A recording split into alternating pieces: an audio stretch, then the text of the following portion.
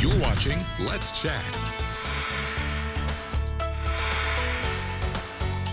Well, it's so great to have with us in the studio today Mayor Tim Kelly to talk all things Chattanooga, affordable housing opportunities, and some other great things coming up in the city. Thank you for coming on, Mayor Kelly. Good to see you. Good to see you, Andy. Thank you. So tell us about recently passed the city budget. What does that mean? What can we look forward to? Well, the main thing it means for viewers to know is that there's no tax increase. We've had a lot of local municipalities that have had to have tax increases, but again, we take great pride in our fiscal management, and so we were able to do this and meet our strategic priorities without a tax increase, so we're really proud of that. I bet you are. That's impressive. I love learning things while I'm sitting here, so that's very cool. Tell us a little bit about these policy changes that are good news for affordable housing options. Well, affordable housing is a huge problem. We understand that. I hear about it every day, all the time, and there are a lot of solutions that will go to make it essentially easier for developers to build affordable housing. So a lot of these are policy changes that are just now kind of hitting, but we have two big ones. One local that allows us to offer incentives to developers to do scalable affordable housing. So before, if you were going to do it, it had to be a big project, and a lot of it had to be affordable housing. And this will allow us to essentially offer it. If you're doing a small project and you want a little incentive for a little affordable housing, you can do that. Big project, want to do more affordable housing, it scales. So that will produce more affordable housing. We also work with Senator Gardenhire, full credit to him, to change the law at the state level so that we can offer incentives, zoning variances. So this is all kind of inside baseball zoning stuff, but it will help improve the supply of affordable housing.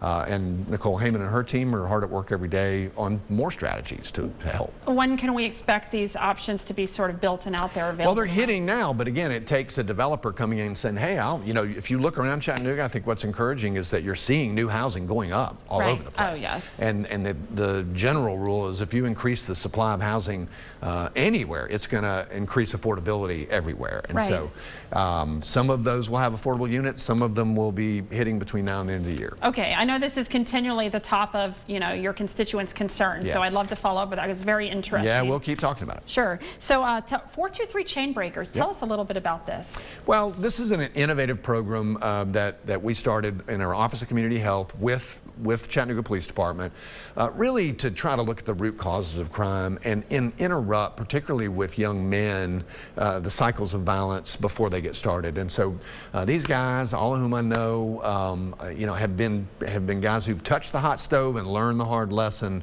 have been involved, justice involved in some way or another, and they're there, to interrupt violence, to talk to these young men and get them on a different life path, a better life path. Briefly, how is that done, or what's the mission? It's one-to-one. The mission is to get them, redirected and help turn their lives around and get them to, stay in school and find constructive pathways rather than, the pathway that's going to leave them dead or in jail. Is this its own nonprofit, or is it part of the city? No, it's part of the city. Can people volunteer or learn more if they want? They can. You can. I'm sure if you Google 423 Chain Breakers or our Office of Community Health, that's where that effort is living. That's wonderful. So tell us a little more about, I teased it in the beginning, Chattanooga being selected as a World Cup host city. Wow. Now that doesn't. Yeah, it's a big deal. It's a big deal because we're one of only 16 cities that the World Cup in 26 will be in U.S., Canada, and Mexico. So we're not going to have a World Cup game here, but we will be, in all likelihood, we don't know which team, but hosting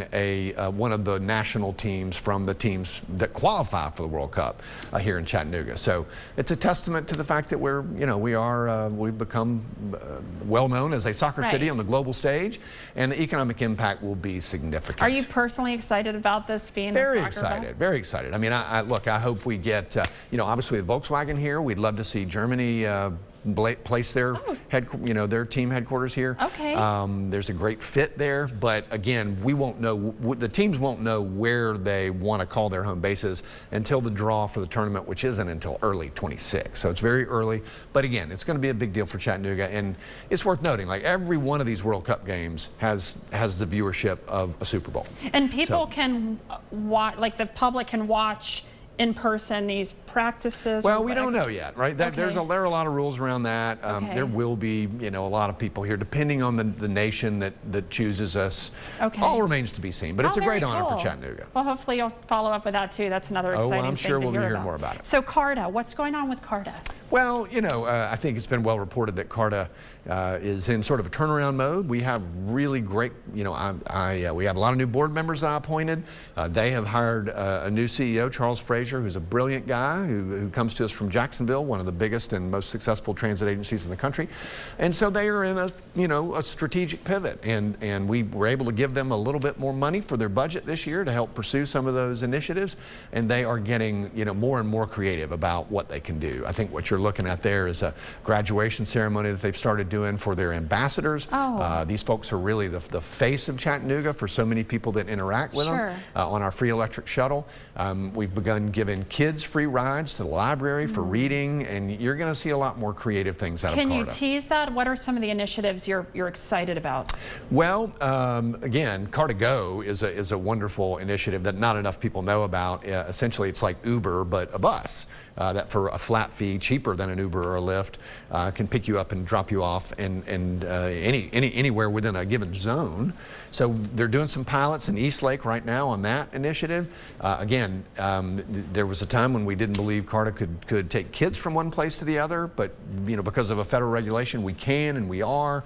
So there's a lot more cool stuff coming down the pike. And CARTA. this was under your administration that CARTA kind of grew. Wonderful, yes. of course. Yes, well. Well, thank you for coming on, Mayor Thank you Kelly. for having me. I guess people can head over to chattanooga.gov to learn more about these updates and check you out on social media. I follow you. It's a lot of fun. So again, thank you for coming on, Mayor Kelly. You don't want to miss the rest of the show. We have Pops on the River coming up with our friends from Warren and Griffin. And House of Color Chattanooga is here to tell us all about how just changing the color you're wearing can make you look more beautiful, boost your confidence, all that. That and more. This is the place for Let's Chat.